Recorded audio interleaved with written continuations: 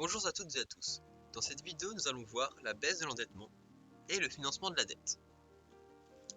On rappelle la condition pour que le taux d'endettement baisse, il faut que le solde primaire, c'est-à-dire G-T, soit inférieur à Y moins I le taux d'intérêt nominal plus le taux d'inflation multiplié par le taux d'endettement.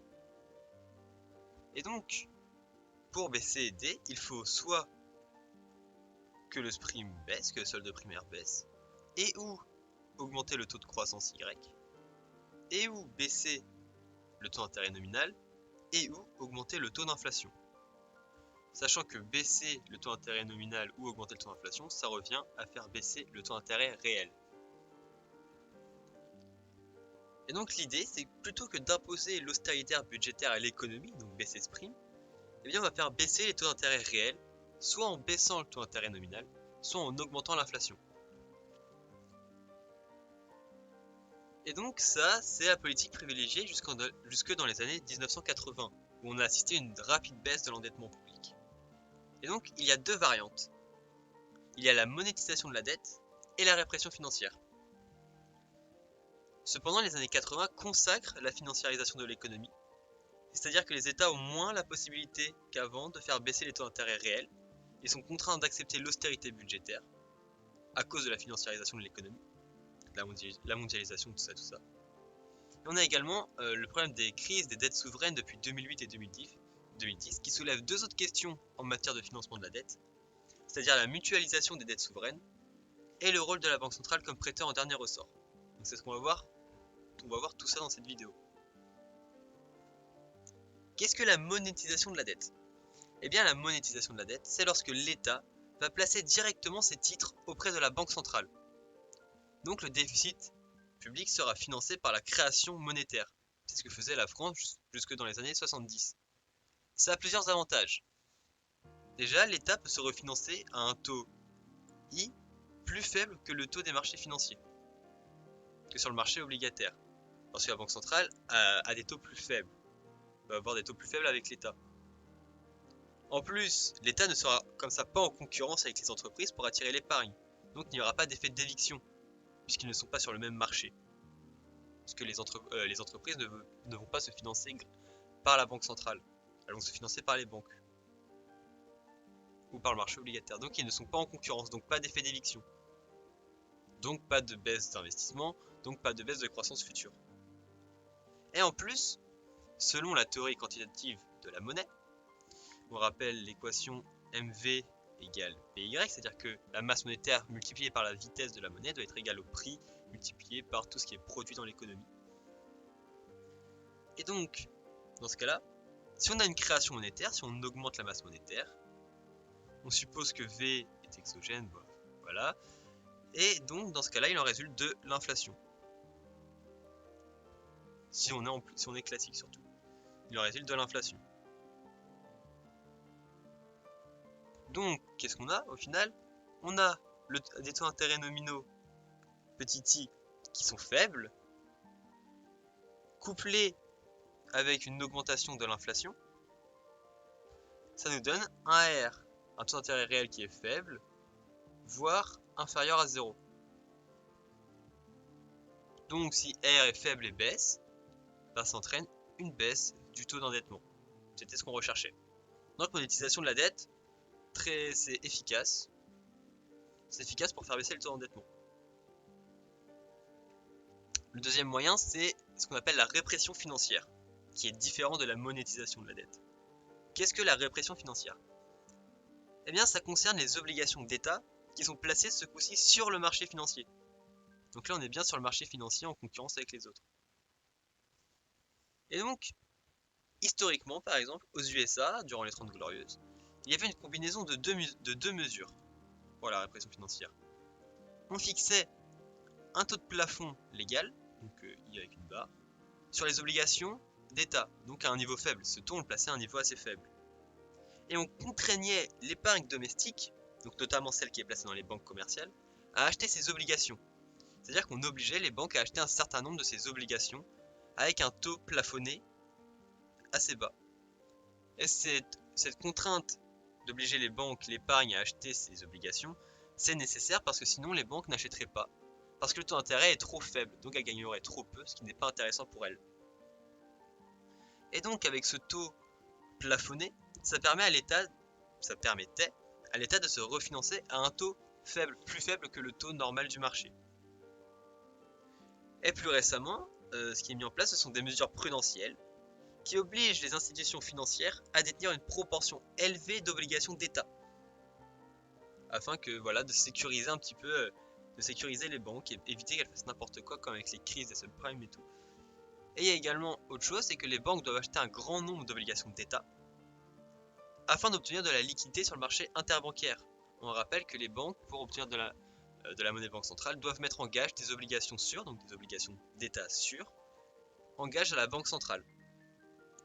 Donc, si on les oblige, les banques, à détenir une proportion élevée d'obligations d'État, et en plus qu'elles en ont besoin pour avoir la monnaie banque centrale, elles vont acheter malgré tout ces obligations, même si le taux est plus faible. Et donc les conséquences de tout ça, c'est lorsque les anticipations sur le marché financier se dégradent, donc lorsqu'il y a du pessimisme, les taux IMF, donc le taux du marché financier, va augmenter, mais cette hausse va être bloquée par la présence du taux plafond. Donc ça pourra peut-être augmenter, mais pas énormément parce qu'il y a ce taux plafond. Donc, les créanciers, ils aimeraient bien revendre ces titres qui ne vont pas leur rapporter, mais les règles imposées par l'État le leur interdit. Les gens sont obligés les banques, les créanciers sont obligés d'avoir ces titres, ils ne peuvent pas les revendre, donc l'État peut se financer à un taux plus faible que le taux du marché financier, parce qu'il y a ce plafond. Et si jamais IMF est inférieur à ce taux plafond, il se refinance au taux IMF évidemment. Donc dans tous les cas, il est gagnant. Si le taux plafond est bien positionné. Et donc ces deux politiques, la monétisation de la dette et la répression financière, ont deux points communs. Ont deux points communs. Tout d'abord, elles sont toutes les deux inflationnistes. Donc pour la monétisation, c'est ce qu'on a dit, si on augmente la masse monétaire, on va augmenter l'inflation par la TQM. Et pour la répression financière, ça favorise l'inflation, parce que l'État a intérêt à demander à la Banque centrale de faire une relance monétaire. Pourquoi il a intérêt à faire ça? Parce que en cas de relance monétaire, on augmente l'inflation. Si on augmente l'inflation, on baisse les taux d'intérêt réels. Et donc normalement, si on baisse les taux d'intérêt réels, les créanciers ne vont plus acheter les obligations avec un trop faible taux d'intérêt réel. Mais dans le cas présent, dans le cas de la répression financière, ils sont contraints d'accepter cette baisse de R et d'acheter les obligations d'État. Parce qu'ils sont obligés de posséder ces titres. Et donc malgré le fait que les taux nominaux soient faibles et que l'inflation soit forte, donc ce qui fait que R est faible, le taux d'intérêt réel est faible, ce qui leur apporte pas grand chose, ils sont obligés de détenir en assez grand nombre ces obligations d'État.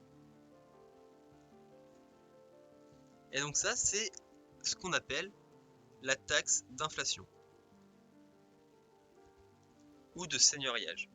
C'est-à-dire que le désendettement est financé entre guillemets indirectement par les créanciers qui doivent accepter un taux d'intérêt nominal inférieur au taux d'intérêt du marché financier, et c'est financé également par les agents dont le revenu et le patrimoine ne sont pas indexés sur l'inflation, parce que ce revenu et ce patrimoine vont perdre de la valeur à cause de l'inflation.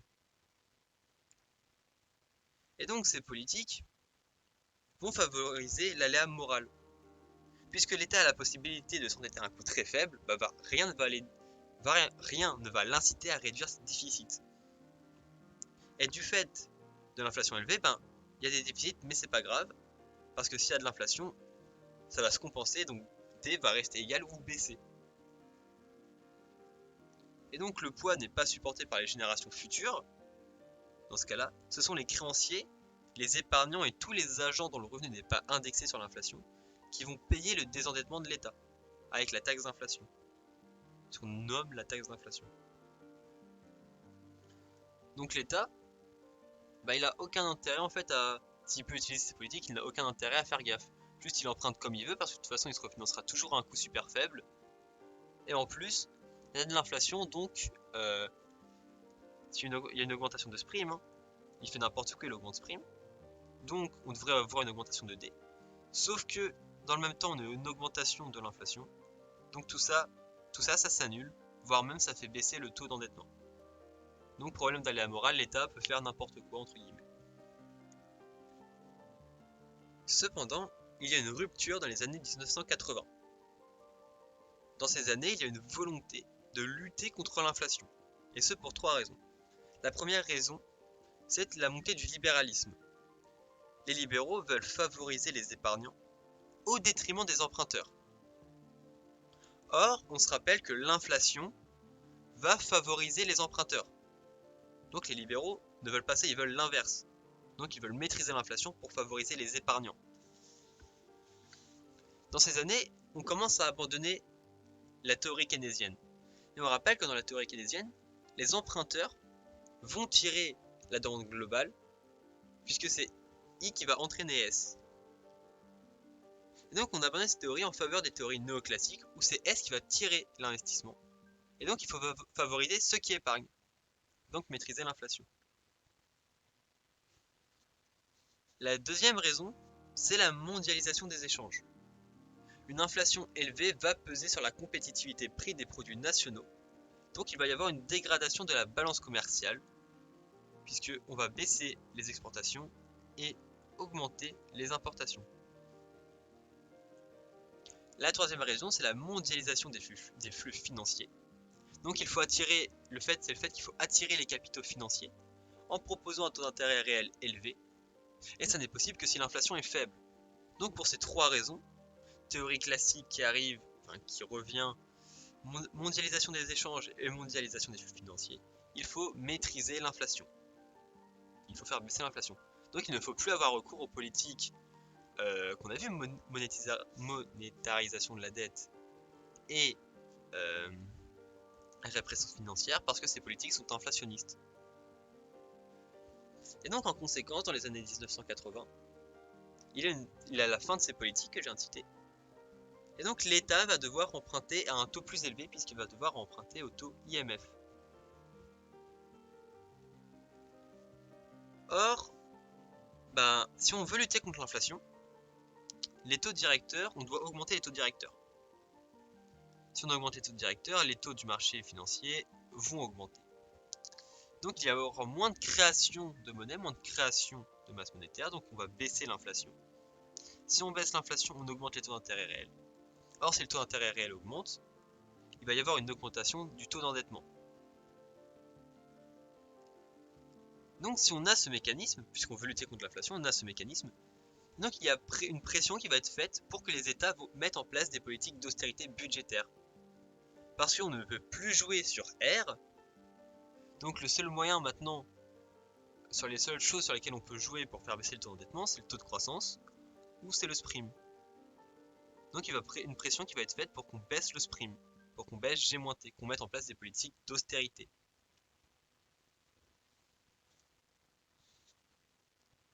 Et donc, ça, il y a des points de vue opposés. Les keynésiens sont contre, les keynésiens et d'autres d'ailleurs sont contre. Sont contre cette idée de financiariser la dette. Hein. Donc pour rappel,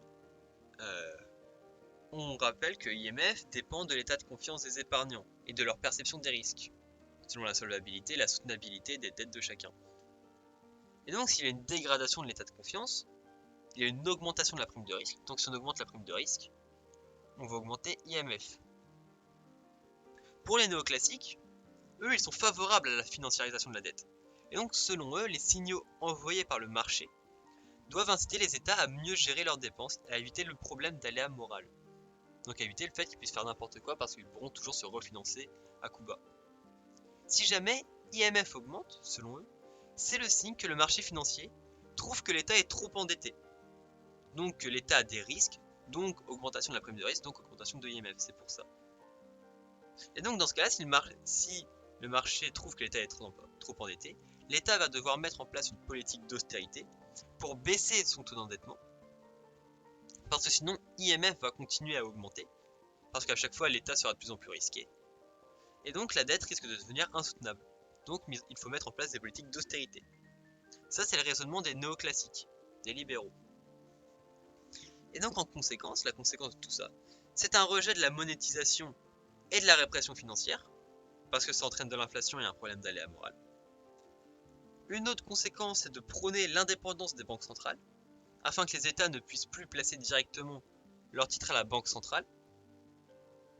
Les néoclassiques préconisent évidemment le financement et l'évaluation des dettes par le marché financier, aidé par les agences de notation.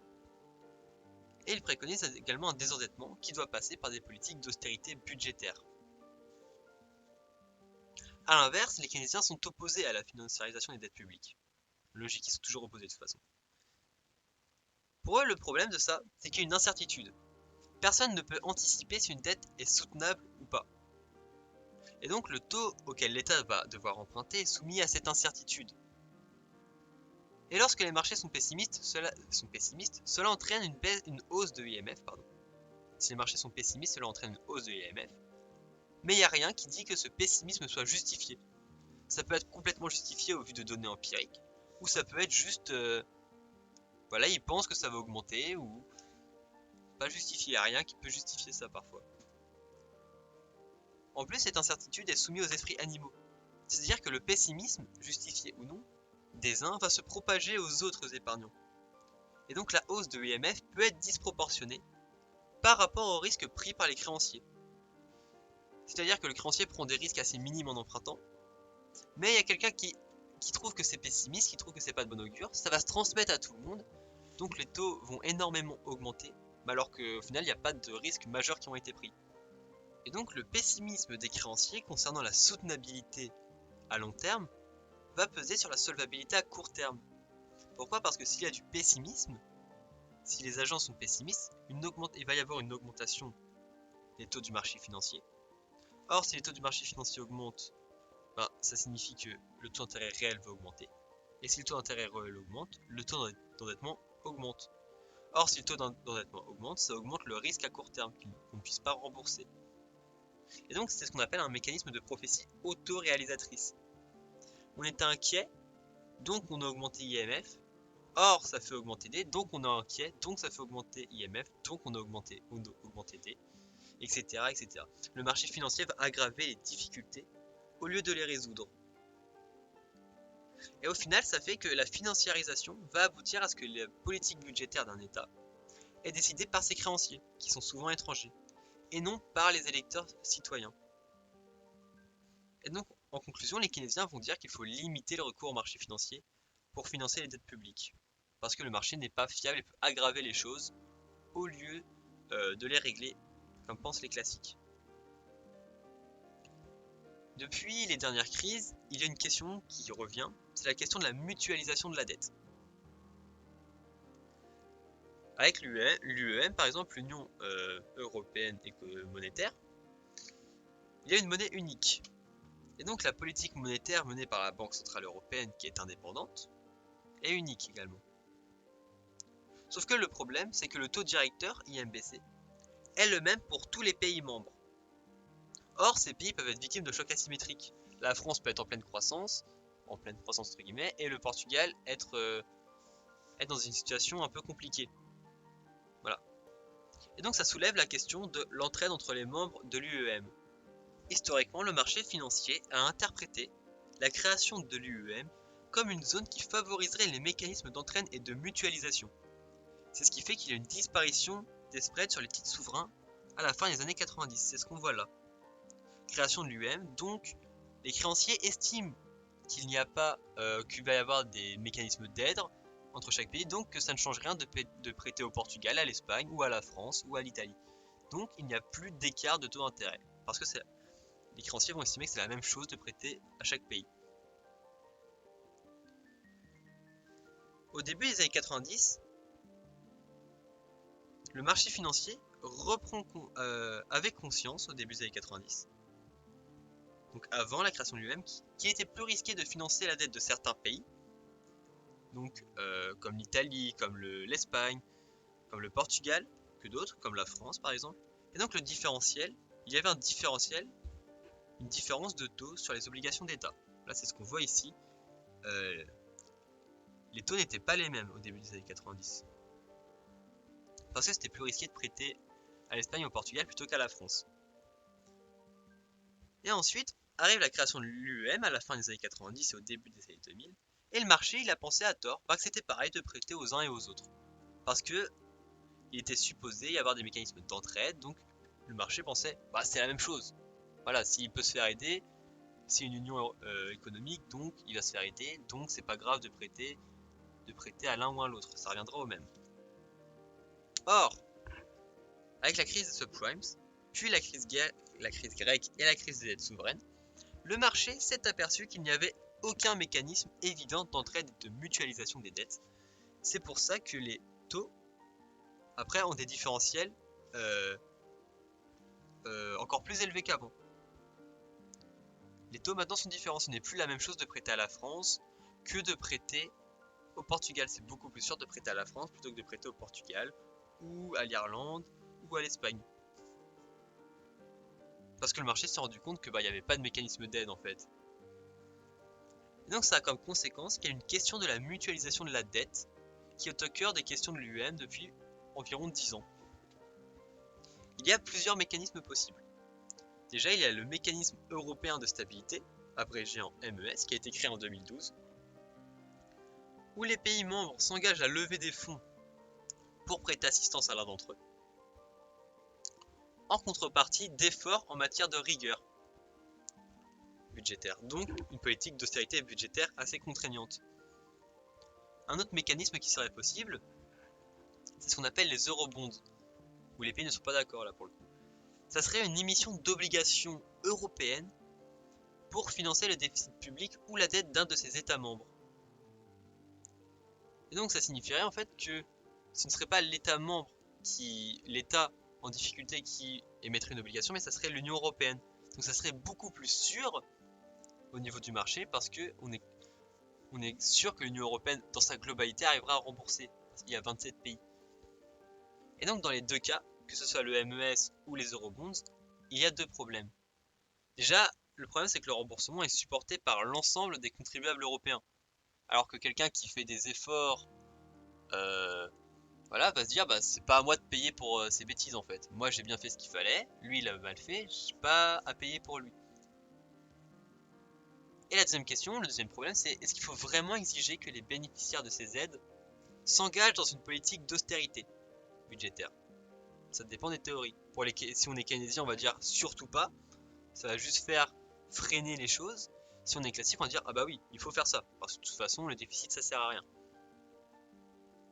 Et donc dans le cas des eurobonds, les pays dits latins, donc genre par exemple la France, tout ça, sont plutôt favorables parce que ce sont les plus endettés et donc les plus fragiles. Même si la France est fragile, ça dépend. Et donc en plus il souligne ces pays que le mécanisme n'a même pas besoin d'être utilisé pour être utile. En effet, IMF, le taux du marché financier, dépend des anticipations sur le marché financier. Et donc ce taux va augmenter si le marché financier anticipe un risque élevé d'insolvabilité. Et donc, si ce même marché anticipe que les pays en difficulté pourront bénéficier d'un mécanisme de mutualisation, alors ils leur prêteront plus facilement. Puisqu'ils sauront que ces pays, même s'ils n'arriveront plus à payer, seront aidés par les autres. Donc il y a moins de risques de solvabilité. S'il y a moins de risques, IMF va baisser. Ce qui va augmenter la soutenabilité des dettes. Puisque D va baisser également. Et donc là, c'est juste de la spéculation. Il n'a pas eu lieu le mécanisme, mais le marché se dit « Ah, ce mécanisme existe, donc c'est moins grave de leur prêter. » Et c'est ce qui s'est passé dans les fins des années 90, début des années 2000. Même si en vrai, il n'y avait pas de réel mécanisme mis en place. Et un exemple parlant, c'est que le MES a permis de baisser la spéculation sur les taux grecs et d'autres pays, sans pour autant qu'un pays n'ait demandé son activation. Si les pays latins sont plutôt favorables aux eurobonds et aux mécanismes européens de stabilité, les pays nordiques sont généralement opposés. Ils clament qu'ils se sont imposés à eux-mêmes des efforts d'équilibre budgétaire, et donc il n'y a pas de raison que leurs contribuables, financent les négligences des autres. C'est ce que je disais tout à l'heure. Moi j'ai fait des efforts, il n'y a pas de raison que je paye pour quelqu'un d'autre. Voilà. Et donc, ils invoquent également l'argument de l'aléa moral, qui est que aider le vice, ça ne va pas favoriser les comportements vertueux. Si à chaque fois que les pays font n'importe quoi, on leur vient en aide, ils n'ont pas intérêt à faire des bonnes choses. Ils ont plutôt intérêt à continuer à faire n'importe quoi. Et on s'était posé la même question dans les politiques monétaires avec les banques. Faut-il refinancer une banque qui avait fait n'importe quoi avant? C'est la question. Ce qui est intéressant, c'est que la position de l'Allemagne, qui historiquement était le chef de file des pays opposés à la mutualisation, cette position s'est grandement assouplie sur la question des Corona Bonds, qui pourrait concerner l'ensemble de l'UE, pour financer la dette liée au coronavirus. Une deuxième question qui se pose, c'est la Banque centrale comme prêteur en dernier ressort. Qu'est-ce que c'est comme mécanisme la Banque centrale comme prêteur en dernier ressort? C'est que la Banque centrale annonce qu'elle prête directement à l'État. Donc c'est une forme de monétisation de la dette. Si jamais IMF, le taux du marché financier, va atteindre un certain plafond. Donc imaginons, la Banque centrale dit ok, si les taux d'intérêt du marché financier vont au-dessus de 5%, moi je vais prêter directement à l'État. Et donc ça va entraîner un arrêt de la spéculation sur la hausse de IMF. Parce que le marché financier, il va se dire, attends, si je suis à 5%, les taux d'intérêt, je gagne de l'argent. Mais si je monte au-dessus, j'aurai plus rien puisque c'est la Banque centrale qui a financé les États. Donc je vais arrêter la hausse du IMF à 5%, même si le risque de l'État est plus élevé. Et donc, comme pour la mutualisation des dettes, la Banque centrale n'a pas forcément à mettre sa menace exécution. On a l'exemple par exemple aux États-Unis, au Royaume-Uni, au Japon où IMF reste faible malgré un taux d'endettement qui peut être très élevé. Le Japon qui a un taux d'endettement les plus élevés au monde, voire même le plus élevé. C'est la fin de cette partie sur les politiques budgétaires qui vient compléter ce qu'on avait vu sur les politiques monétaires. Il reste encore une partie après sur tout ce qui est marché du travail. Et donc, je vous dis bon courage pour vos révisions. Et le dernier conseil que je peux vous donner, c'est ne vraiment dissocier chaque théorie entre elles. Ne mélangez pas toutes les théories, n'essayez pas de réinventer les théories. Dissociez bien classique keynésien, vraiment parce que ça n'a rien à voir les deux. Ce qui se retrouve chez les classiques a de très fortes chances de ne pas se retrouver chez les keynésiens.